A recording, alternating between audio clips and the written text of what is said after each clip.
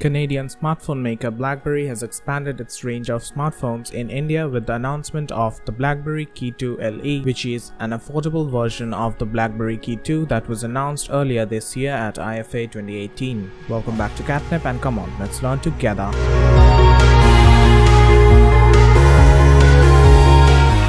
The Blackberry KEY LE comes with 4GB of RAM and 64GB of onboard storage with a price tag of 30,000 rupees in India or $450 in the US, available exclusively on Amazon starting October 12th in India, and is for pre-order on Amazon, Best Buy and GoTalk in the US, with the GoTalk being an exception by charging almost $1 less at $499.0. The handset comes in only one color option, being space blue. Coming to the spec sheet, the smartphone comes with a 4.5-inch Full HD display having an effective screen resolution of 1620x1080 pixels and hence an aspect ratio of 3:2. The handset is powered by a 1.8 GHz octa-core Qualcomm Snapdragon 636 processor and packs 4GB of RAM, as we have mentioned earlier. The KEY LE runs on Android 8.1 Oreo right out of the box, and for optics, it houses a dual rear camera setup with a 13 and 5 megapixel sensor duo with dual tone LED flash. For the front, the device comes with an 8 megapixel sensor. The available camera features include panoramic selfie mode, selfie enhancements, Google Lens camera integration, and real-time bokeh mode. The smartphone comes with 64 GB of storage and can be expanded up to 256 GB with a microSD card. For the powerhouse, it is packed by a 3000 mAh battery and has all the standard connectivity options such as Bluetooth 5, a USB Type-C port supporting USB 2 standard, NFC along with FM radio.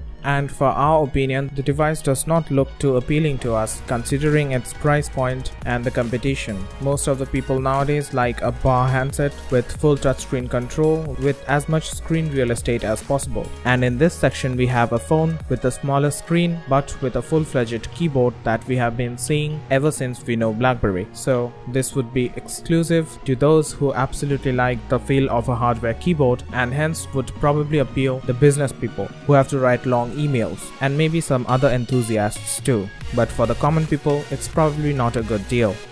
So that was it for this video, and we hope you liked it. A million thanks to our dear subscriber family for your continuous love and support, and until next time, stay tuned for more.